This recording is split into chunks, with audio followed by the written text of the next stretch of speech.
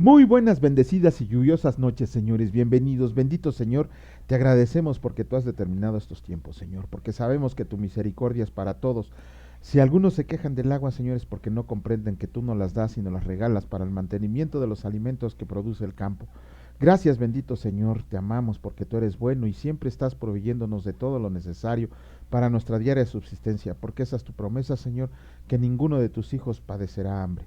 Te alabamos, te bendecimos y te damos gloria en el nombre de Cristo Jesús. Amén. Muy buenas noches, señores. Bienvenidos todos ustedes, todos aquellos que estamos necesitados del Evangelio, que es un llamado para todo el mundo.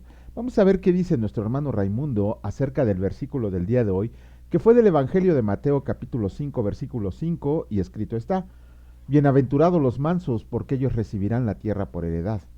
Hoy somos invitados a ser felices al poner por obra esta conducta, porque se considera que es fundamental para empezar a comprender el comportamiento de Jesús, el Hijo de Dios, porque todos los que le siguieron durante su ministerio aprendieron esta actitud en todo lo que hacía para con el prójimo, ya que siempre impulsó a la unidad, formando mensajeros de la recompensa que está en las nuevas de salvación, así como el conocimiento de la comunión con el Padre, el Hijo y el Espíritu Santo, para vivir todos en un mismo sentir lo que escrito está. Pero nosotros esperamos, según sus promesas, cielos nuevos y tierra nueva, en los cuales mora la justicia, segunda de Pedro 3:13. Esta es la única forma para que nuestro gozo sea completo y la luz de Dios en nosotros ilumine a todos los que nos rodean. Aleluya. Muy buen versículo, muy buena explicación del hermano Raimundo. Le damos gracias a Dios por su vida. Gracias, Rayito, que Dios te bendiga y esperamos seguir contando con tus buenas y bonitas reflexiones. Ahora sí, vamos a concluir el Evangelio de Lucas.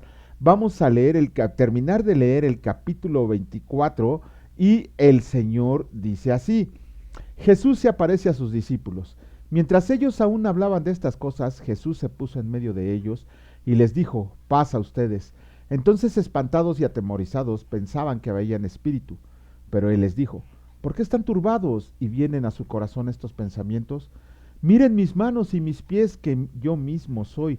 Palpen y vean, porque un espíritu no tiene carne ni huesos, como ven que yo tengo.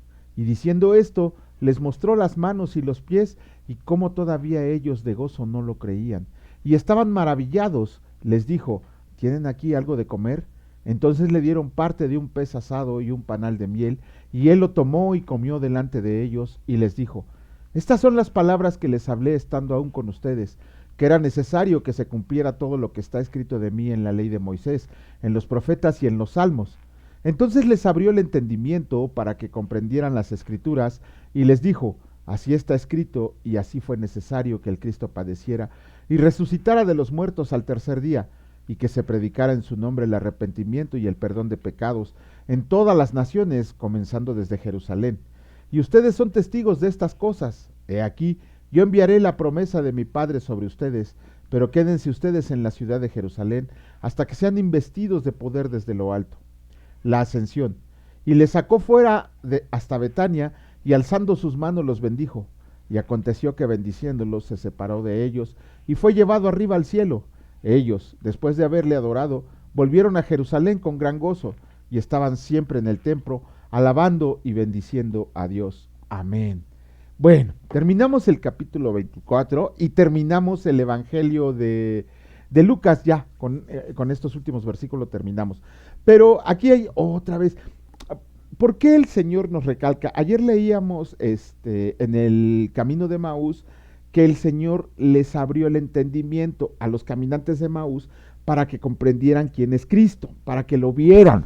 Y aquí a sus discípulos, a todos sus discípulos, no solo a los apóstoles, sino a todos los discípulos, les volvió a platicar todo el Antiguo Testamento, los salmos, los profetas y la ley. En ese tiempo así se le decía a todo el Antiguo Testamento. Ahora que ya lo tenemos, bueno, pues ya le decimos antiguo, pero antes era la ley, los salmos y los profetas, y englobaba todo el Antiguo Testamento. Y el Señor les dijo: aquí en esta escritura, en todo el Antiguo Testamento se habla de mí, de todo lo que había de padecer, de todo lo que había de suceder. Por eso decimos que la Biblia es cristocéntrica, porque no hay un solo libro que no hable de nuestro Señor y Salvador. Y el Señor Jesús le recalca a sus discípulos que tenían que leer todas estas cosas para que comprendieran quién era Jesucristo. Ahora, gracias a Dios, nosotros tenemos ya la Biblia compilada, ya la tenemos con todos los libros que el Señor permitió ¿cómo se llama? Que se incluyeran en su palabra, esos 66 libros. Por ahí hay algunas Biblias que tienen 8 o 7 libros más, pero sus mismas Biblias dicen que eso solamente es de inspiración humana, que no fue incluido en el concilio. Misteriosamente esos libros aparecieron 20 años de la reforma de Martín Lutero y volvieron a aparecer en la contrarreforma 20 años después, pero ese no es el tema del día de hoy. El día de hoy tenemos que comprender que solamente por medio de la lectura de la palabra de Dios el Señor abre nuestro entendimiento. Dice Pablo en una de sus epístolas que se nos cae el segundo velo cuando empezamos a comprender la Escritura. Nuestro Señor Jesucristo dice que Él es el camino, la verdad y la vida, y les apuesto que ni siquiera saben en qué lugar de la palabra de Dios está ese versículo. ¿Por qué? Porque no tenemos costumbre de leerla, porque solamente nos aprendemos versículos que nos repiten y nos repiten en la iglesia.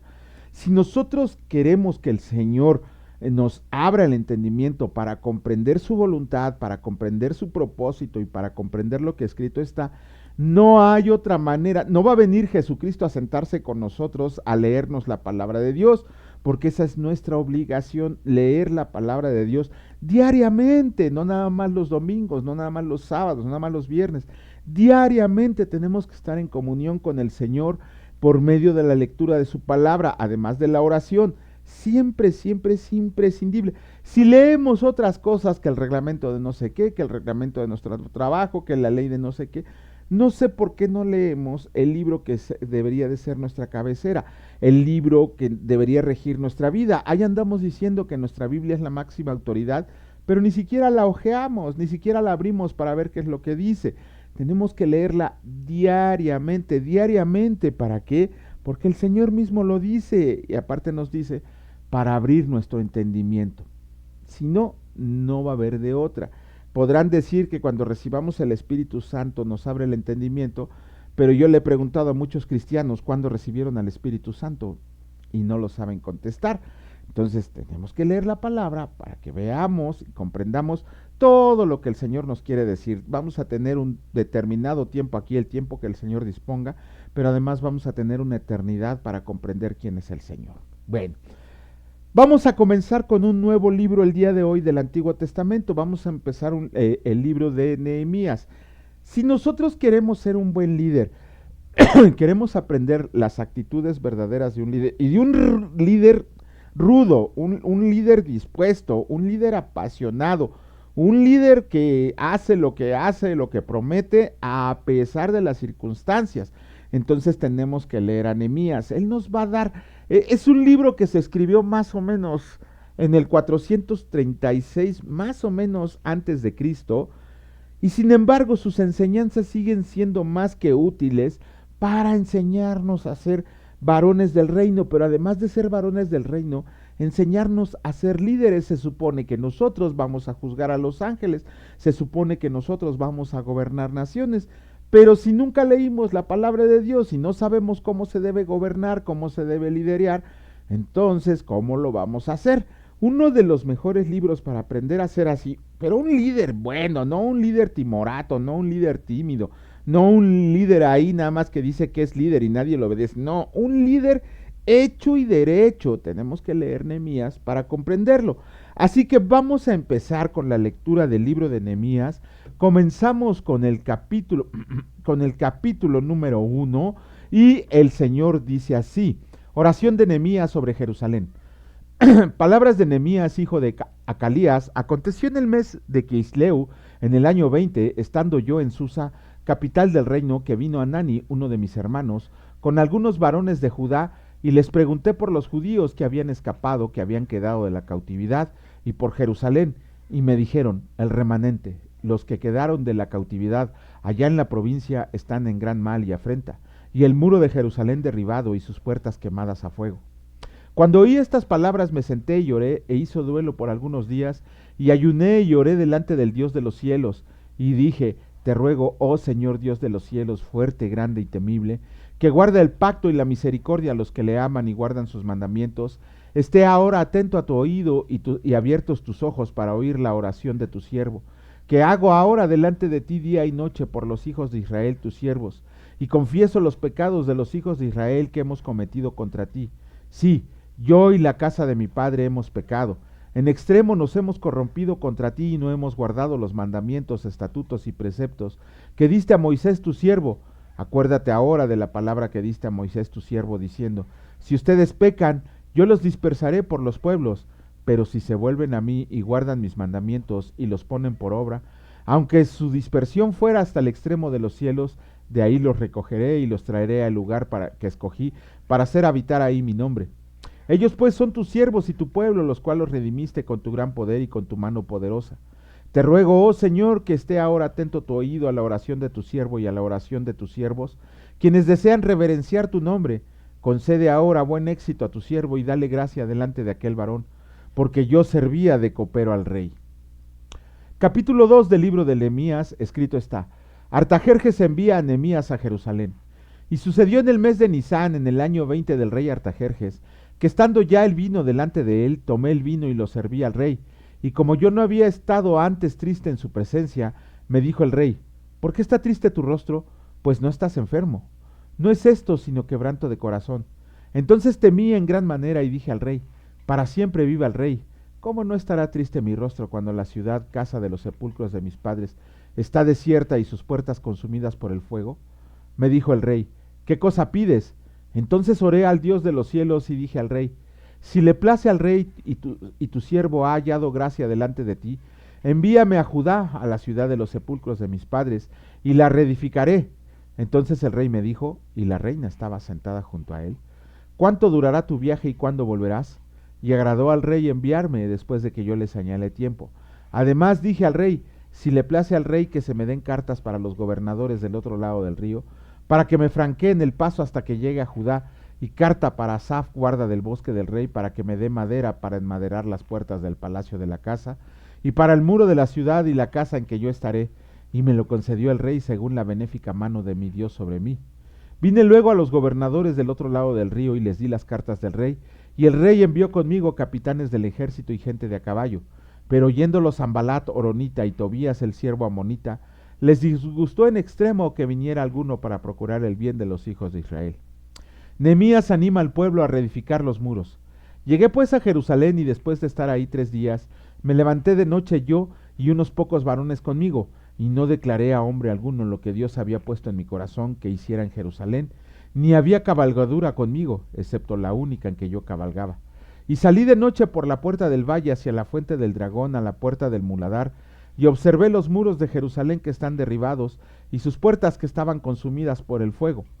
Pasé luego a la puerta de la fuente y el estanque del rey, pero no había lugar por donde pasar la cabalgadura en que iba. Y subí de noche por el torrente y observé el muro, y di la vuelta y entré por la puerta del valle y me volví.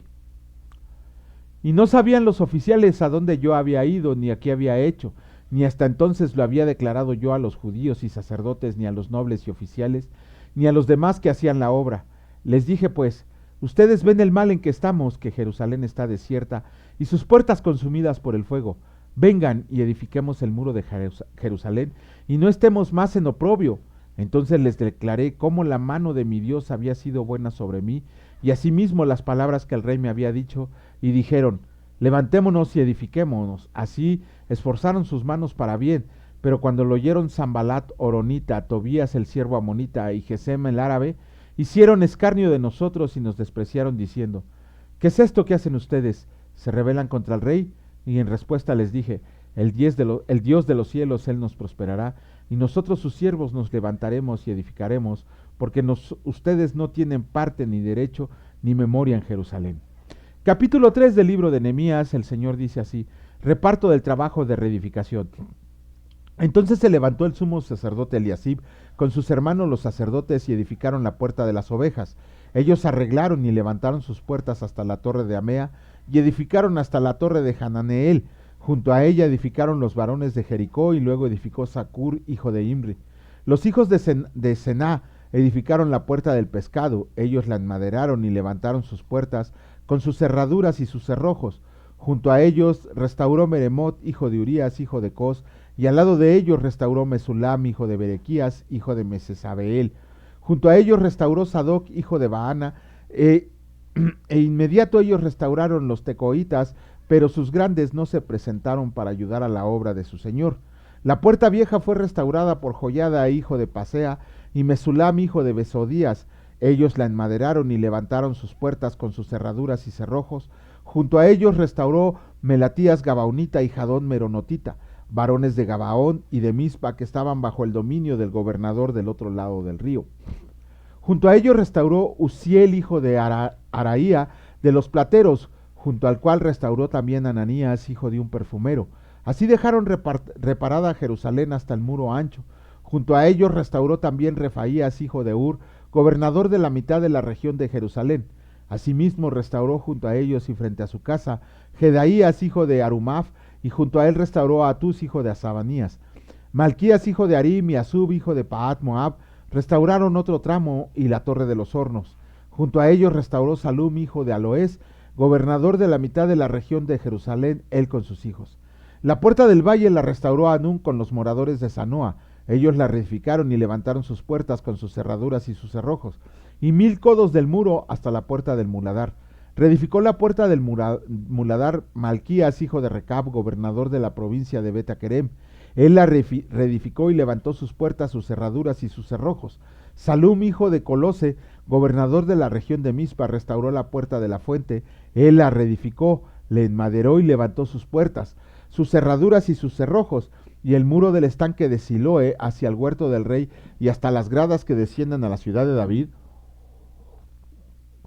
Después de él restauró Nemías, hijo de Asbuc, gobernador de la mitad de la región de Betsur, hasta delante de los sepulcros del rey David, y hasta el estanque labrado, y hasta la casa de los valientes. Tras él restauraron los levitas, Rehum, hijo de Bani, junto a él restauró a Sabías, gobernador de la mitad de la región de Keila, por su región.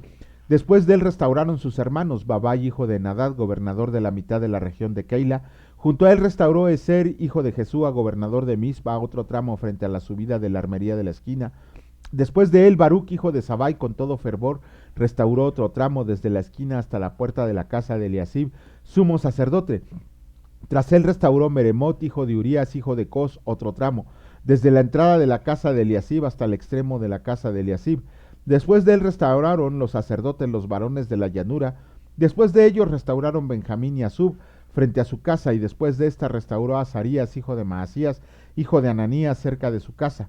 Después de él restauró Binú, hijo de Nadad, otro tramo, desde la casa de Azarías hasta el ángulo entrante del muro y hasta la esquina. Palai, hijo de Usai, enfrente de la esquina, y la torre alta que sale de la casa del rey, que está en el patio de la cárcel. Después de él, Pedaías, hijo de Faros. Y los sirvientes del templo que habitaban en Ofel restauraron hasta enfrente de la puerta de las aguas al oriente, y la torre que sobresalía. Después de ellos restauraron los tecoitas otro tramo enfrente de la gran torre que sobresale hasta el muro de Ofel. Después la puerta de los caballos restauraron los sacerdotes, cada uno enfrente de su casa. Después de ellos restauró Sadoc, hijo de Imer, enfrente de su casa, y después de él restauró Semaías, hijo de Secanías, guarda de la puerta oriental. Tras él, Ananías, hijo de Selemías, y Anún, hijo sexto de Salaf, restauraron otro tramo. Después de ellos restauró Mesulam, hijo de Berequías, enfrente de su cámara. Después de él restauró Malquías, hijo del platero, hasta la casa de los sirvientes del templo y de los comerciantes enfrente de la puerta del juicio, y hasta la sala de la esquina, y entre la sala de la esquina y las puertas de las ovejas restauraron los plateros y los comerciantes. Capítulo 4 del libro de Nehemías, escrito está: precauciones contra los enemigos. Cuando oyó Sanbalat que nosotros edificábamos el muro, se enojó y se enfureció en gran manera, e hizo escarnio de los judíos, y habló delante de sus hermanos y del ejército de Samaria, y dijo: ¿qué hacen estos débiles judíos? ¿Se les permitirá volver a ofrecer sus sacrificios? ¿Acabarán en un día? ¿Resucitarán de las montones del polvo las piedras que fueron quemadas? Y estaban junto a él Tobías amonita, el cual dijo: lo que ellos edifican del muro de piedras, si sube una zorra lo derribará. Oye, oh Dios nuestro, que somos objeto de su menosprecio, y vuelve el baldón de ellos sobre su cabeza y entrégalos para despojo en la tierra de su cautiverio. No cubra su iniquidad ni su pecado sea borrado delante de ti, porque se airarán contra ti los que edifican. Edificamos pues el muro y toda la muralla fue terminada hasta la mitad de su altura, porque el pueblo tuvo ánimo para trabajar.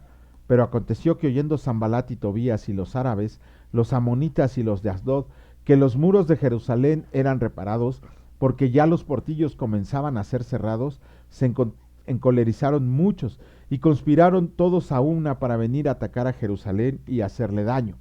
Mm. Entonces oramos a nuestro Dios por causa de ellos, pusimos guarda contra ellos de día y de noche. Y dijo Judá: las fuerzas de los acarreadores se han debilitado y el escombro es mucho, no podemos edificar el muro.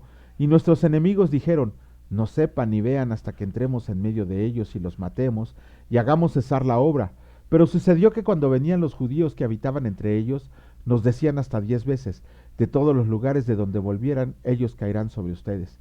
Entonces por las partes bajas del lugar detrás del muro y en los sitios abiertos, puse al pueblo por familias con sus espadas, con sus lanzas y con sus arcos. Después miré y me levanté y dije a los nobles y a los oficiales y al resto del pueblo: no teman delante de ellos, acuérdense del Señor grande y temible, y peleen por sus hermanos y por sus hijos y por sus hijas, y que Dios había desbaratado el consejo de ellos, perdón, por sus mujeres y por sus casas. Y cuando oyeron nuestros enemigos que le habíamos entendido y que Dios había desbaratado el consejo de ellos, nos volvimos todos al muro, cada uno a su tarea. Desde aquel día la mitad de mis siervos trabajaba en la obra y la otra mitad tenía lanzas, escudos, arcos y corazas, y detrás de ellos estaban los jefes de toda la casa de Judá, los que edificaban en el muro, los que acarreaban y los que cargaban. Con una mano trabajaban en la obra y en la otra tenían la espada, porque los que edificaban cada uno tenía su espada ceñida a sus lomos, y así edificaban, y el que tocaba la trompeta estaba junto a mí. Y dije a los nobles y a los oficiales y al resto del pueblo: la obra es grande y extensa, y nosotros estamos apartados en el muro, lejos unos de otros. En el lugar donde oigan el sonido de la trompeta, reúnanse ahí con nosotros. Nuestro Dios peleará por nosotros. Nosotros pues trabajaremos en la obra, y a la mitad de ellos tenían lanzas desde la salida del alba hasta que salían las estrellas. También dije entonces al pueblo: cada uno con su criado permanezca dentro de Jerusalén, y de noche sirvan de centinela y de día en la obra. Ni yo, ni mis hermanos, ni mis jóvenes, ni la gente de la guardia que me seguía, nos quitamos nuestro vestido. Cada uno se desnudaba solamente para bañarse. Con esto terminamos la lectura del Antiguo Testamento del día de hoy. Nehemías, ¿quién era Nehemías? La palabra lo dice: el copero del rey. ¿Qué era el copero del rey? El que probaba el vino antes de que lo bebiera el rey para verificar que no estuviera envenenado. Imagínense ese trabajito, ¿no? Prueba mi comida para ver si no está envenenada. Si te mueres, quiere decir que sí, ya no me la como. Pero si no te mueres, entonces sí me la como. Ese era el trabajo de Nehemías, ser copero del rey, probar todos sus alimentos para que no estuvieran envenenados. Pero aquí lo que tenemos que ver es lo que hizo Nehemías en el capítulo 2. Cuando el rey le preguntó que qué deseaba, que qué tenía, si no lo había visto enfermo, dice la palabra de Dios que dice Nehemías en primera persona: le oré al Dios de los cielos. ¿Cuánto pudo haber durado esa oración? El rey estaba sentado, Nehemías estaba parado, y en el momento que el rey le pregunta a Nehemías, Nehemías le ora al Dios de los cielos. Este es un tipo de oración que tenemos que ver. Es una oración así, y que fue respondida de manera inmediata. No fue necesario que se postrara, el que se postró fue su corazón. ¿Por qué? Porque la hizo desde el fondo de su corazón, deseando ayudar a su prójimo, a sus hermanos judíos. Esa oración que hizo Nehemías, que tampoco está registrada en la palabra de Dios, solamente podemos inferir que le pidió que le permitiera regresar a Jerusalén para que reconstruyera el muro y las puertas de su ciudad, que eso era lo que lo tenía afligido. Obviamente el Señor obró para que el rey y su reina le dijeran que sí a Nehemías, que se fuera. Inclusive le dieron cartas de salvoconducto con todos los oficiales y gobernadores, y también le proveyeron de toda la madera que necesitaba para la reconstrucción de las puertas. Por eso les digo, esa es una oración, pero desde el meritito corazón, desde el fondo del corazón hacia el Señor. ¿Cuánto pudo haber durado? Ni 30 segundos duró su oración. En lo que le preguntó al rey y en lo que Nehemías pensó lo que iba a contestar, le oró al Dios de los cielos para que se cumpliera su voluntad, y la respuesta fue un rotundo sí por parte del rey. Sí, levantémonos a las 3 de la mañana, antes de acostarnos, después de levantarnos, después de bañarnos, hagamos oración a nuestro Rey Padre Todopoderoso, pero en cuestiones de urgencia o que se tenga que tomar una decisión rápidamente, hay que consultar a nuestro Señor por medio de la oración. Y desde aquí se empieza a ver el liderazgo de Nehemías cuando dice que cuando sus enemigos los querían matar, Nehemías obligó a los cargadores a que con una mano cargaran y con la otra trajeran su espada. Pero los trabajadores también, dice la palabra, que traían su espada en el cinto, ya fuera en el lomo, ya fuera en la cintura, pero ellos traían su espada. Al ver esto, obviamente sus enemigos se atemorizaron, porque el pueblo de Israel decía, bueno, si me van a venir a hacer algo, déjense venir porque no van a agarrar un manco comiéndose una torta. Entonces, tenemos que confiar en Dios siempre y en todo momento y comunicarlos de manera con Él, de manera inmediata. Él nos contestará cuando sea una oración conforme a su voluntad. Bendito Padre y Dios Padre Todopoderoso, te agradecemos por este tiempo, Señor, porque sabemos que tú lo permites. Sabemos que tú pones la fuerza y el deseo en nuestro corazón, Señor, porque si por nosotros fuéramos, no haríamos nada más. Te agradecemos por habernos elegido para esta situación, para este ministerio, para este tipo de conducta, porque sabemos que tú eres el que lo designas. No fuimos nosotros que deseamos hacerlo, sino que ya eran obras que estaban escritas desde antemano para que nosotros anduviéramos en ellas. Gracias, bendito Señor, porque sabemos que todo viene de ti, todo procede de ti, todo será para ti, para la gloria de tu reino. Bendito seas, mi Dios Padre Todopoderoso, en el nombre precioso de mi Señor y Salvador Cristo Jesús, por siempre y para siempre. Amén. Que Dios les bendiga, señores. Si Dios lo permite, nos vemos el día de mañana. Cuídense mucho. Hasta luego.